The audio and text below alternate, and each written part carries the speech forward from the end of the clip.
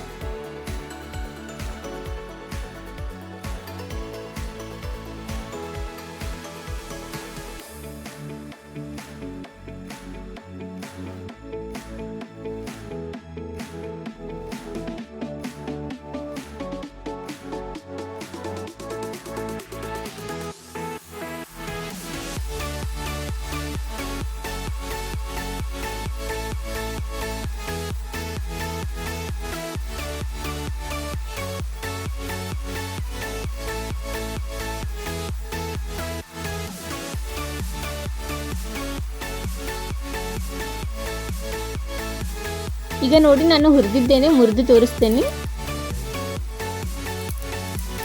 ಈ ಥರ ಸೌಂಡ್ ಆಗಬೇಕದು. ನಂತರ ಅದನ್ನು ತೆಗೆದು ಒಂದು ಪ್ಯಾನ್ನಲ್ಲಿ ಇಳಿಸ್ಬಿಡಬೇಕು ನಾವು ಮಖಾನವನ್ನು.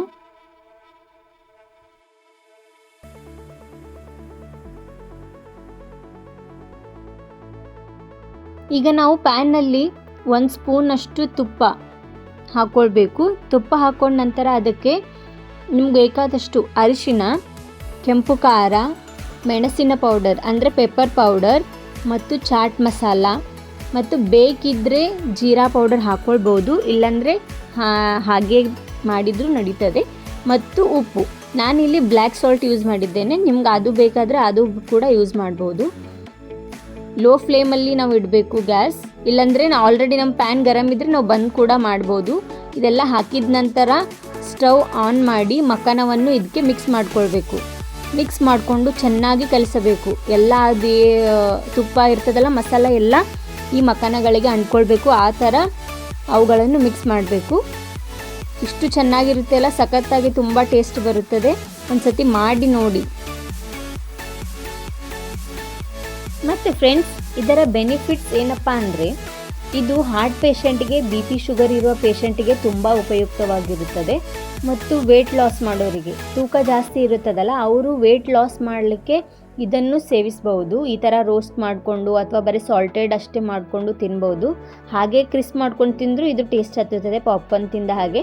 ಮತ್ತು ಇನ್ನೊಂದೇನೆಂದರೆ ಮಕ್ಕಳಿಗೆ, ನಾವು ಒಂದು ವರ್ಷ ಮೇಲ್ಪಟ್ಟ ಮಕ್ಕಳಿಗೆ ಅಥವಾ 6 ತಿಂಗಳ ಮೇಲ್ಪಟ್ಟ ಮಕ್ಕಳಿಗೆ ನಾವು ಗಂಜಿಯಲ್ಲಿ ಇದನ್ನು ಈ ಥರ ರೋಸ್ಟ್ ಮಾಡಿ ಪೌಡರ್ ಮಾಡಿ ಮಿಕ್ಸ್ ಮಾಡ್ಬೋದು. ಇದು ಕೊಡೋದ್ರಿಂದ ಹೆಲ್ತ್ಗೂ ಉಪಯುಕ್ತವಾಗುತ್ತದೆ ಮತ್ತು ಅದು ಡೈಜೆಷನ್ ಕ್ಲಿಯರ್ ಮಾಡುತ್ತೆ. ಡೈಜೆಷನ್ ಪ್ರಾಬ್ಲಮ್ ಏನೂ ಬರುವುದಿಲ್ಲ ಚಿಕ್ಕ ಮಕ್ಕಳಿಗೆ. ಇದರಲ್ಲಿ ಫೈಬರ್ ಕಂಟೆಂಟ್ ಕೂಡ ತುಂಬ ಚೆನ್ನಾಗಿರುತ್ತದೆ. ಈಗ ನೋಡಿ, ನಾನು ನಮ್ಕಿನ್ ಆದಮೇಲೆ ಅಂದರೆ ಸಾಲ್ಟೆಡ್ ಮಾಡಿಕೊಂಡೆ. ನಂತರ ಈಗ ಸ್ವೀಟ್ ಮಾಡ್ತಾ ಇದ್ದೇನೆ. ಅದೇ ಪ್ಯಾನನ್ನು ತೆಗೆದು ಕ್ಲೀನ್ ಮಾಡಿ ಇಟ್ಕೊಂಡು ನಂತರ ಅದಕ್ಕೆ 1 ಸ್ಪೂನಷ್ಟು ತುಪ್ಪ ಹಾಕಿ, ನಾನಿಲ್ಲಿ ಆರ್ಗ್ಯಾನಿಕ್ ಬೆಲ್ಲ ಯೂಸ್ ಮಾಡ್ತಾ ಇದ್ದೇನೆ. ಆ ಬೆಲ್ಲವನ್ನು ಹಾಕಿ ಈ ಥರ ಅದು ತುಪ್ಪದಲ್ಲಿ ಮಿಕ್ಸ್ ಆಗಬೇಕು. ಎಲ್ಲ ಪಾಕ ಥರ ಕರಗಬೇಕು. ಕರಗಿದ ನಂತರ ನಾವು ರೋಸ್ಟ್ ಮಾಡ್ಕೊಂಡಿರುವ ಮಖಾನವನ್ನು ಇದಕ್ಕೆ ಹಾಕಬೇಕು. ನಂತರ ಇದರಲ್ಲಿ ಬಿಳಿ ಎಳ್ಳು ಹಾಕ್ತಾ ಇದ್ದೇನೆ. ಬಿಳಿ ಎಳ್ಳು ಹಾಕೋದ್ರಿಂದ ತುಂಬ ಟೇಸ್ಟ್ ಕೂಡ ಬರುತ್ತೆ ಮತ್ತು ಅದು ಉಪಯುಕ್ತವಾಗಿದ್ದು ಹೆಲ್ತಿಗೆ. ಈ ಥಂಡಿಗಾಲದಲ್ಲಿ ಅದನ್ನು ತಿಂದರೆ ತುಂಬ ಬೆನಿಫಿಟ್ಸ್ ಇದೆ ಎಳ್ಳು ತಿಂದರೆ. ಇನ್ನೊಂದು ವಿಡಿಯೋದಲ್ಲಿ ಅದರ ಬೆನಿಫಿಟ್ಸ್ ಏನಂತ ನಾನು ಹೇಳ್ತೇನೆ. ಈ ಥರ ಮಾಡಿಕೊಂಡು ನೀವು ಮಕ್ಕಳಿಗೂ ಈ ಥರ ಸ್ನ್ಯಾಕ್ಸ್ ಆಗಿನೂ ಕೊಡ್ಬೋದು. ಹೊರಗಿಂದು ಕುರುಕುರೆ ಚಿಪ್ಸ್ ಅದು ಕೊಡೋದು ಬದಲು ಈ ಥರ ಮಾಡಿಕೊಂಡು ಪಾಪ್ಕಾರ್ನ್ ಅಂತ ಅವರು ತಿಂತಾರೆ. ಮತ್ತು ಸಂಜೆ ಹೊತ್ತು ನಾವು ಟೀ ಜೊತೆ ಈ ಥರ ಸ್ನ್ಯಾಕ್ಸ್ ಮಾಡಿಕೊಂಡು ನಾವು ಕೂಡ ತಿನ್ಬೋದು.